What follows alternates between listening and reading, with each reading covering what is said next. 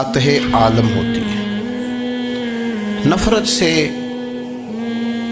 आप कोई कामयाबी हासिल नहीं कर सकते। मोहब्बत एक ऐसी चीज का नाम है जो आपको दुनिया और आखिरत की तमाम कामयाबियां दे देती है। मोमिन जो होता है ना, मोमिन, इसका खमीर ही मोहब्बत से बनाया गया है। मिशकात में हदीस है, नबी पाक अलैहिस्सलाम ने फरमाया काल अल मुमिनु मालफुन, फरमाया ये जो मोमिन होता है ना, ये मोहब्बत वाला होता है। और हुजूर फरमाने लगे उस बंदे में कोई खैर ही नहीं, उसमें कोई भलाई ही नहीं जो ना मोहब्बत करे और ना उससे मोहब्बत की जाए। मोमिन मोहब्बत वाला होता है, उल्फत वाला होता है, प्यार वाला होता है, प्रेम वाला होता है। वो बंदे में भलाई ही नहीं जो ना प्यार करे और ना कोई उससे प्यार किया जाए। मोहब्बत का फरोग हुस्न है दीन का। आप देखें ना, नबी पाक सल्लल्लाहु अलैहि वसल्लम ने सहाबा के बारे में फरमाया कि मेरे सहाबा से इसलिए मोहब्बत करो कि ये मेरे सहाबा हैं। अहले बैत नबुव्वत का मामला आया तो नबी पाक सल्लल्लाहु ताला अलैहि वसल्लम ने अपने अहले बैत नबुव्वत को चादर के नीचे छुपा के तो फिर हाथ उठा के कहा, ए अल्लाह, ये मेरे अहले बैत हैं, मैं इनसे मोहब्बत करता हूँ, तू भी इनसे मोहब्बत फरमाना। आप ज़रा गौर करें कि ये मोहब्बत कहाँ कहाँ पहुँचती है। अल्लाह से, अल्लाह के रसूल से, हुजूर के सहाबा से बात अहले बैत तक आई तो कहा, है अल्लाह, मैं इनसे मोहब्बत करता हूँ, तू भी इनसे मोहब्बत फरमा, और मेरे मालिक जो जो इनसे मोहब्बत करे तू उन सब से भी मोहब्बत फरमा। फरोगे मोहब्बत, अशात मोहब्बत, तबलीग मोहब्बत बड़ा ज़रूरी काम। लेकिन ना, एक तो ये थी कि दीन के मामले में मोहब्बतें जो शरई मोहब्बतें कहलाती हैं, और एक हैं हमारी तबी मोहब्बतें। हुजूर सल्लल्लाहु अलैहि वसल्लम ने हमें हुक्म दिया है, फरमाया अपनी बीवी से बुग़्ज़ ना रखना। इसका माना ये हुआ कि कुछ लोग ऐसे हैं जो बीवी का बुग़्ज़ भी पाल लेते हैं। मुकाबला हो रहा होता है मियाँ बीवी का, बहस हो रही होती है, एक दूसरे के खिलाफ दलाइल जमा हो रहे होते हैं, एक जंग मची होती है। फरमाया उससे बुग़्ज़ ना रखना। कोई आदत ना पसंद हो तो वो आदत देख लेना जो तुम्हें पसंद है, अदावत ना पैदा करना। हाँ, दीन ज़ारे बेजारी का हुक्म देता है, पर उनके साथ जो रब रसूल के दुश्मन है।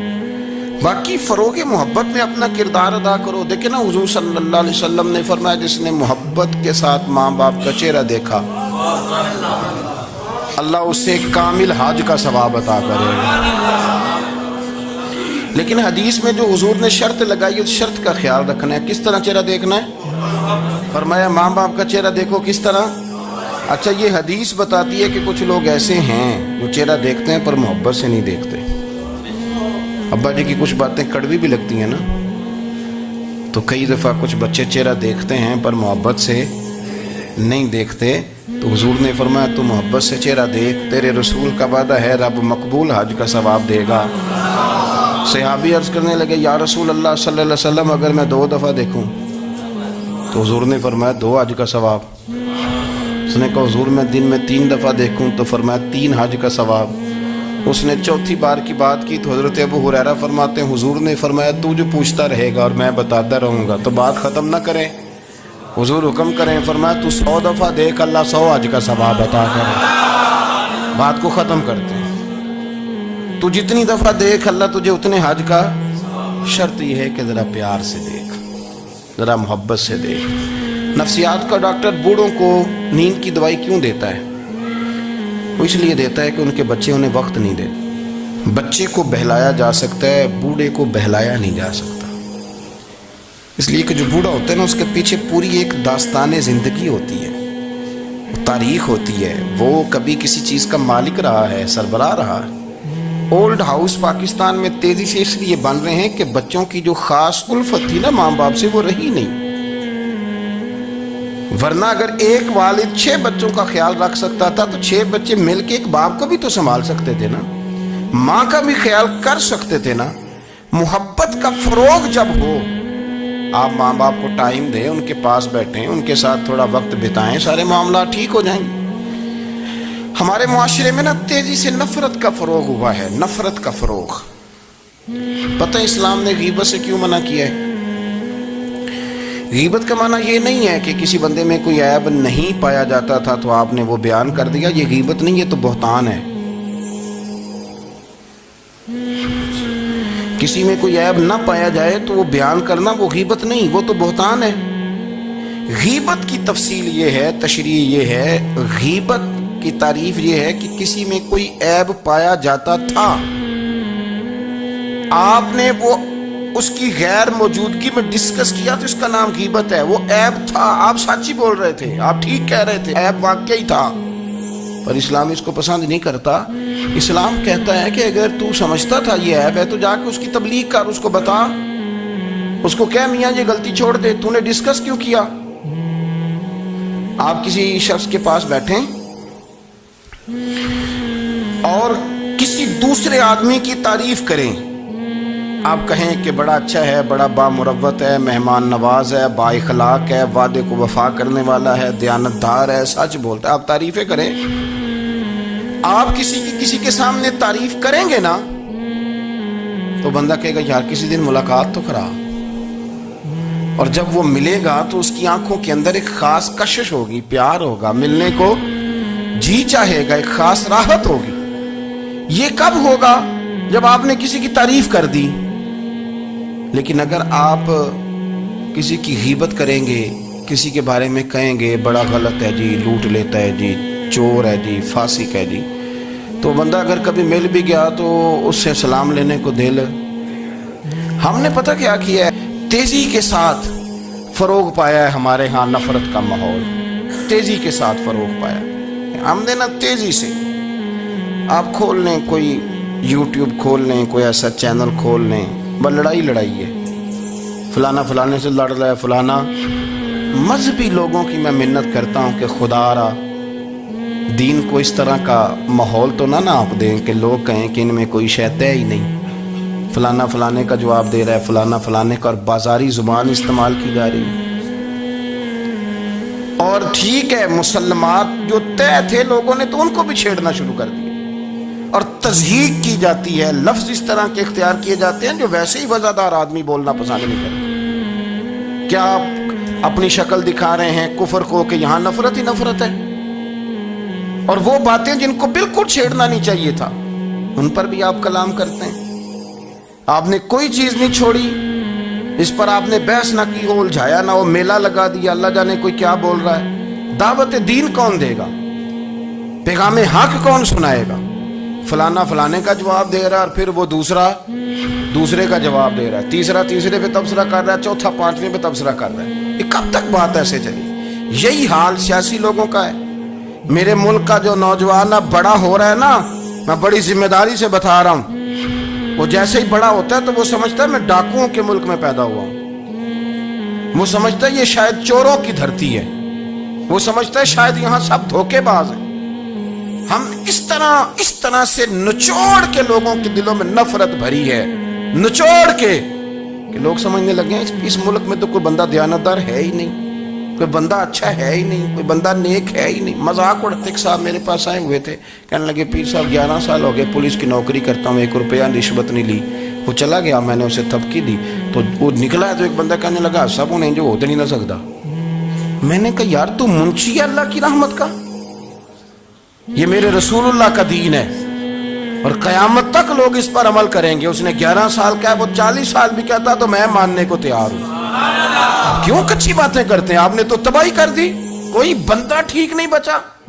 ایسے میلہ لگا ہوا ہے، اس دھرتی کو آپ برا کہتے ہیں، اس کو چوروں کی اور ڈکیت کی اور فراڈ لوگوں کی آپ دھرتی کہتے ہیں۔ یہ وہ دھرتی ہے جس نے داتا گنج بخش علی حجویری جیسے لوگ رکھے ہوئے، یہ وہ دھرتی ہے جہاں بابا فرید جیسے لوگ بستے ہیں۔ کیا بات کرتے ہیں صاحب؟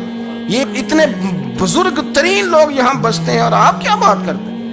اور دیکھیں، میں بالکل ہی غیر سیاسی اور غیر جانبدار رہتا ہوں ملکی معاملات میں، لیکن جس شخص نے پاکستان کو ایٹمی قوت بنانے کے لیے، اب تو بڑی عمارت ہو گئی ہے، غربت میں جس بندے نے کام شروع کیا تھا کہ ایٹمی طاقت بن جائے، اس نے کوئی کام کیا کہ نہیں کیا؟ آپ کو پاورفل بنایا کہ نہیں بنایا؟ کبھی تبصرہ ہوتا ہے اس پر بھی؟ ہمیں لاکھ اختلاف صحیح، ہم بھی بات کرتے ہیں مخالفت میں، لیکن تباہی نہیں اتار دی ہم نے توہین کر کر کے، نفرت پھیلا پھیلا کے۔ اس سے پہلے جو حکومت گئی شاید اس کا سب سے بڑا مخالف میں ہوں، لیکن ایسا نہیں ہے کہ انہوں نے کوئی کام بھی ایسا نہیں جو اچھا نہ کیا ہو، ایسا نہیں ہے۔ میں ملک بھر میں سفر کرتا رہتا ہوں، میں دیکھتا ہوں بہت ساری جگہیں ایسی ہیں، بہت سارے دیہات ایسے ہیں جس میں بڑے بڑے شاندار روڈ بنائے گئے، کام کیا گیا۔ ان کی 99 خامیاں اپنی جگہ پر، خوبی کا بھی تو ذکر کریں۔ یہی حال اس گورنمنٹ کا ہو رہا ہے، لاٹھ لے کے لوگ ہیں، یہ بھی گندا وہ بھی گندا۔ آپ کس طرح کی بات کر رہے ہیں؟ آپ نے تو ملک کو یہ نام دے دیا ہے کہ یہاں کوئی اچھا انسان بستا ہی نہیں، مولوی ہیں تو سارے برے ہیں، پیر ہیں تو سارے برے ہیں۔ کیا بات کرتے ہیں صاحب؟ یہ میرے رسول اللہ کی قوم ہے، یہ نبی پاک کی امت ہے، اور حضور نے فرمایا میری امت کبھی گمراہی پر جمع نہیں ہوگی۔ یہ نہیں ہو سکتا سارے لوگ ہی غلط ہو جائیں، لیکن ہم نے تباہی اتار دی۔ جس کے ہاتھ میں سپیکر آتا ہے وہ سب کی پگڑیاں اچھالنا ضروری سمجھتا ہے، جس کے ہاتھ میں قلم آتا ہے وہ کہتا چونکہ میں لکھ رہا ہوں تو میں اکیلا ٹھیک ہوں، باقی سارے غلط ہیں۔ محبت کو فروغ دیں، پیار کریں، اخوت کا رنگ دیکھیں۔ آتم تائی کی بیٹی مجرم بن کے آئی تھی، مجرم بن کے، کلمہ نہیں پڑھتی تھی، اور اس کو سامنے کھڑے کر کے میرے نبی پاک نے فرمایا تیرا باپ کلمہ نہیں پڑھتا تھا پر اس میں عادتیں اچھی پائی جاتی تھی، اس کی صفات ٹھیک تھیں۔ یعنی حضور تعریف کر رہے ہیں، نبی پاک تعریف، اور ہماری زبان گونگ ہو جاتی ہے تعریف کی دفعہ۔ ہم تو جو میری بات مان گیا وہ بندہ ٹھیک ہے، اور جس نے میری بات نہیں مانی وہ بندہ درست ہے، یہ گونگ ہو جاتا ہے ہمارا مزاج۔ اپنی زندگی میں اچھے الفاظ ادا کریں، اولیاء اللہ کے بارے میں، ان لوگوں کے بارے میں جو مسلمہ بزرگ ہیں، ہمارے امت کے مسلمہ بزرگ ہیں، ان کے بارے میں ہم ایسی کمزور باتیں کرتے ہیں جن کا سرے سے کوئی وجود نہیں، سرے سے کوئی داستان نہیں ان لوگوں کی۔ تو یاد رکھیں میرے عزیز، میرے رسول کریم صلی اللہ تعالی علیہ وآلہ وسلم نے جو ہمیں دین دیا وہ محبت والا دین ہے، وہ پیار والا دین ہے، وہ اخوت والا دین ہے۔ اس میں پیار کریں گے، پیار آگے لے کے جائیں گے، پیار کو فروغ دیں گے۔ سنیں حدیث میرے نبی پاک علیہ السلام نے فرمایا قیامت کے دن رب کریم فرمائے گا کہاں ہیں وہ لوگ؟ منادی اعلان کرے گا میدان محشر میں، کوئی آدمی اعلان کر وہ کہاں ہیں لوگ؟ اور تو کس کو ڈھونڈ رہا ہے؟ فرمایا مجھے رب نے بھیجا ہے کہ وہ بندے ڈھونڈ کے لاؤ جو دنیا میں میری رضا کے لیے ایک دوسرے سے محبت کیا کرتے ہیں، وہ بندے ڈھونڈ کے لاؤ۔ بندے ڈھونڈے جائیں گے۔ یا رسول اللہ رب ان کا کیا کرے گا؟ تو نبی کریم صلی اللہ علیہ وسلم فرمانے لگے رب فرمائے گا تم دنیا میں میری رضا کے لیے ایک دوسرے سے پیار کرتے تھے، آج میرے عرش کے سائے کے علاوہ سایہ کوئی نہیں، آج میں تمہیں اپنے عرش کے سائے میں جگہ عطا کروں گا۔ میری رضا کے لیے پیار کیا تم نے، میری رضا کے لیے محبت۔ خدا را تھوڑا تھوڑا لوگوں سے پیار شروع کریں۔ آپ یقین کریں وہ پولیس والے سے آپ کہیں نا کہ تو اپنا رویہ ٹھیک کر، تو کہتے تو انہیں پتہ نہیں بندے کس طرح دا ساڑھنا سلوک کرتے، وہ بھی مطمئن ہے، وہ کہتا ہے اگر میں گالی گلوچ کر رہا ہوں تو میں ٹھیک کر رہا ہوں۔ وہ کہتا ہے یہ لوگ لائے کیس ہیں، آپ دیکھ لیں، آپ سمجھ لیں چیزوں کو۔ میں نے ڈاکٹر صاحب سے کہا کہ تھوڑی سی آپ لوگوں سے شفقت کریں، غریب لوگ آتے ہیں تو کہتے ہیں مفت دوائی دیں تو یہ بیچ دیتے ہیں جا کے۔ ہر شخص نے ایک دوسرے کے خلاف کہانی بنا لی، نفرت کے لیے کوئی نہ کوئی پلان کر لیا، ہمیں باتیں مل گئیں، ہم نے داستان سرائی کر لی، ہم نے اپنے ذہن کو اکٹھا کر لیا۔ مجھے بتلاؤ نا یار، اگر رسول کریم صلی اللہ علیہ وسلم اور باقی انبیاء بھی قوموں کے بارے میں یہ سوچتے کہ یہ بڑے ظالم ہیں، یہ بڑے چور ہیں، یہ بڑے ڈکیت ہیں، یہ بڑے غاصب ہیں، یہ کافر ہیں، منافق ہیں، تو بھلا ہو سکتا تھا، لوگوں کا فائدہ ہو سکتا تھا۔ وہ لوگ بڑے بڑے سخت گیر تھے، پر محبوب نے فرمایا وہ جو کریں گے وہ ان کا انداز ہے، اور ہم جو کریں گے وہ ہمارے رب نے ہمارے ذمے لگا کے بھیجا ہے۔ اپنی زندگی میں تلاش کریں اور پیار کریں اور اچھے لفظوں سے لوگوں کو یاد کریں اور خوبصورت لہجہ اختیار کریں اور ٹھنڈی اور اچھی باتیں کرنے کی کوشش کریں، اللہ کی رضا کے لیے، اللہ کی رضا کے لیے، اللہ کے بندوں سے پیار۔ یارو دیکھو، عورت ہو طوائف، زندگی ساری بیت جائے گناہوں میں، لیکن میرے نبی پاک فرماتے ہیں وہ رب کی رضا کے لیے کتے سے بھی پیار کر لے تو رب اسے جنت عطا کر دیتا ہے۔ تو کتے کو پانی پلا گئی، پر پلا گئی نا اللہ کی رضا کے لیے، اسے کوئی فائدہ تو نہیں تھا نا، وہ اللہ کی رضا کے لیے پلا گئی، تو رب کریم نے اس کے سارے گناہوں کو، کسی سے پیار تو کرے، خدا را کسی سے پیار تو کریں۔ اس سال میرے گاؤں کے میلے کی بھیڑ میں جو گم ہوا وہ ایک بھکارن کا لال تھا۔ اس غریب کو تلاش تھی متاع خلوص کی، اور مخلوق چپ رہی کہ یہ مشکل سوال تھا۔ یار کوئی شخص ایسا بچا ہی نہیں جس سے لوگ امید کریں، توقع کریں کہ مجھے یہ اپنا کندھا دے گا، میں سر رکھ کے رو لوں گا۔ کوئی ایک ایسا شخص ملا ہی نہیں جس کے بارے میں لوگ کہیں کہ بڑا مخلص ہے یار۔ اتنی بڑی میرے محبوب کی امت، ہر حکومت غلط، ہر شخص غلط، ہر بندہ برا، ہر جماعت بری، اللہ کی رضا کے لیے کچھ لوگوں کے لیے فروغ محبت کا بھی فریضہ سر انجام دیں۔ کیسے لوگوں کو یہ بات سمجھائی جائے؟ حضرت ابو ادریس خولانی رضی اللہ تعالیٰ عنہ تابعی ہیں۔ حافظ منذری نے الترغیب و ترہیب میں لکھا ہے، فرماتے ہیں کہ حضرت ابو ادریس خولانی کہ میں دمشق کی جامع مسجد میں گیا تو میں نے ایک چمکدار چہرے والا، سیاہ داڑھی والا، چمکتے دانتوں والا خوبصورت نوجوان نبی پاک کی حدیثیں بیان کرتا دیکھا۔ اس کے چاروں جانب حضور کے غلام بیٹھے تھے۔ میں نے ایک شخص سے کہا یار بڑا حسین چہرہ ہے، بڑا ہی خوبصورت انداز ہے، کون ہے بندہ؟ انہوں نے کہا آپ نہیں جانتے، یہ صحابی رسول حضرت معاذ ابن جبل ہے رضی اللہ تعالی عنہ۔ حضرت معاذ ابن جبل کا انتقال بھی کوئی 40 سال کی عمر سے پہلے ہو گیا تھا، لیکن ان پر حضور کا اعتماد اتنا تھا کہ حضور نے اپنی حیات ظاہرہ میں گورنر بنایا انہیں صوبے۔ چمکدار دانت، حدیثیں بیان کر رہے ہیں۔ حضرت ابو ادریس خولانی رضی اللہ تعالیٰ عنہ کہتے ہیں رش بڑا تھا، میرے دل میں خواہش ہوئی کہ آج تو لوگ زیادہ ہیں، کل آؤں گا، ملاقات کروں گا۔ کہتے ہیں اگلے دن میں اپنی طرف سے سب سے پہلے گیا، پر حضرت معاذ ابن جبل تو مجھ سے پہلے مسجد میں موجود تھے اور وہ نفل پڑھ رہے تھے، اللہ کر رہے تھے۔ تو میں نے ان کے ساتھ سلام لی، فرمانے لگے کیسے آئے ہو؟ تو میں نے کہا حضور کل آپ کو دیکھا ہے، آپ کی باتیں سنی ہیں، تو گویا آپ کا تو چہرہ ساری رات میری آنکھوں کے سامنے رہا، تو میں تو سویرے زیارت کی غرض سے حاضر ہوا ہوں۔ اللہ کی رضا کے لیے مجھے آپ اچھے لگے، اللہ کی رضا کے لیے۔ کوئی بندہ ایسا بھی تو ہو نا، کوئی غریب، کوئی مسکین، کوئی عالم، کوئی صوفی، کوئی درویش، کوئی ذاتی تعلق نہ ہو، تعلق کیا ہو؟ اللہ کی رضا۔ آپ مجھے اچھے لگے۔ حضرت سیدنا معاذ ابن جبل فرمانے لگے واقعی ایسا ہی ہے؟ عرض کی حضور بالکل ایسا ہی ہے۔ تو فرماتے میں نے چادر لی ہوئی تھی، حضرت معاذ ابن جبل نے میری چادر کو پکڑ کے کھینچا، فرمایا پکی بات کر یار۔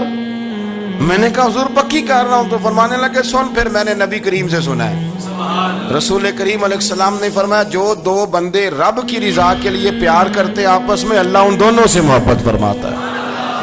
سن پھر اس کو یاد رکھنا، اللہ ان دونوں سے محبت کرتا ہے۔ حضرت ابو ادریس خولانی سے کوئی پوچھتا تھا نا کہ دنیا میں جانا ہے تو سرمایہ کیا ہے، تو فرماتے تھے یہ جو میں نے چادر لی ہوئی ہے نا، اس چادر کے اندر میرا وجود ہے، اور وجود کے اندر میرا دل ہے، اور دل کے اندر میں نے حضرت معاذ ابن جبل کو رکھا ہوا ہے، میں نے وہاں ان کا ٹھکانہ بنایا ہوا ہے، وہاں ان کا ٹھکانہ ہے۔ یہ دور ہی نکتہ چی ہے، کہیں چھپ کے بیٹھ جا، اور جس دل میں تو مکی ہے وہیں چھپ کے بیٹھ جا۔ اقبال کہتے ہیں جس دل میں تو مکی ہے وہیں چھپ کے بیٹھ جا۔ دوستو رسول اللہ صلی اللہ علیہ وسلم کے غلاموں نے مالک کی رضا کے لیے لوگوں سے پیار، فروغ محبت میں کردار ادا کیا، اور بہترین کردار۔ آپ اپنی زندگی میں کچھ چیزیں ایسی بنائیں جن میں فقط اللہ کی رضا کے لیے محبت، خالق کی رضا کے لیے پیار، خالق کی رضا۔ آپ یقین کریں اگر تھوڑا تھوڑا کر کے ہم اس محبت کو فروغ دیں نا اپنے دلوں میں، تو بہت سارے بادل چھٹیں گے۔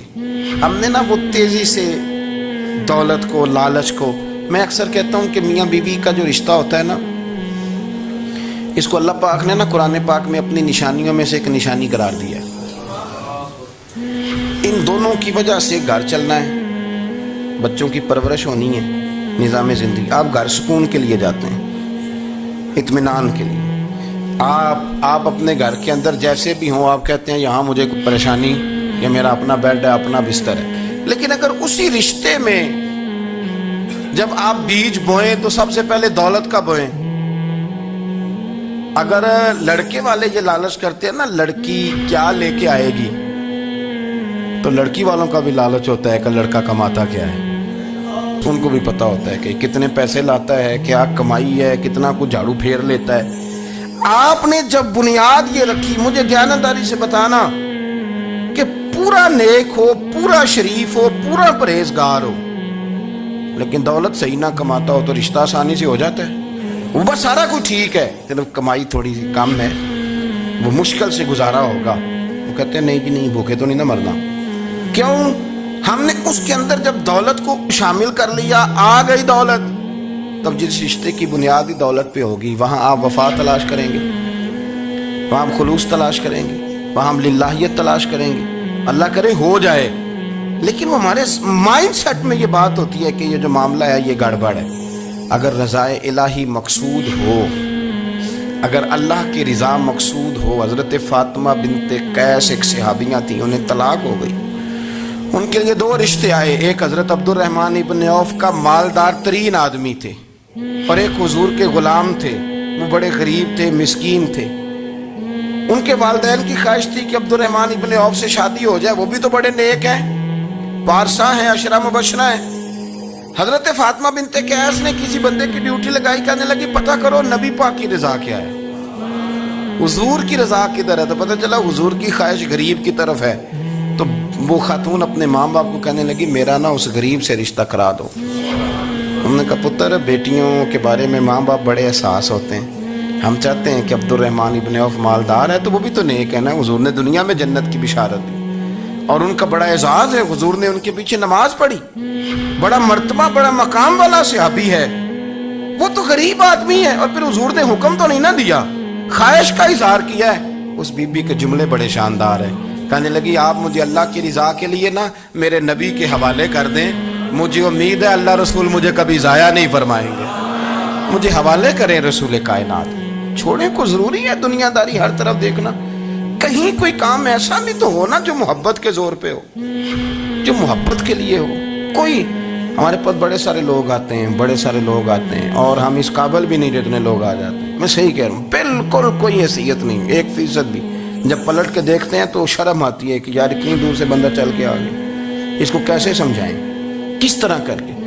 تو ایک آدھ دن پہلے ایک بزرگ آ گئے, اور وہ اچھے صاف ستھرا ان کا مزاج تھا, بڑے شاندار. تو میں زیارت کے لیے ہوں, تو میں نے کہا زیارت شیارت والا تو کھاتا کوئی نہیں, چلو آپ آ گئے ہیں تو کوئی حکم کریں. تو کہنے لگے کوئی حکم نہیں, میں اللہ کی رضا کے لیے آیا ہوں. یہ کوئی تقریر نہیں تھی, کوئی خطبہ نہیں تھا, نہ ان کے سامنے سپیکر تھا,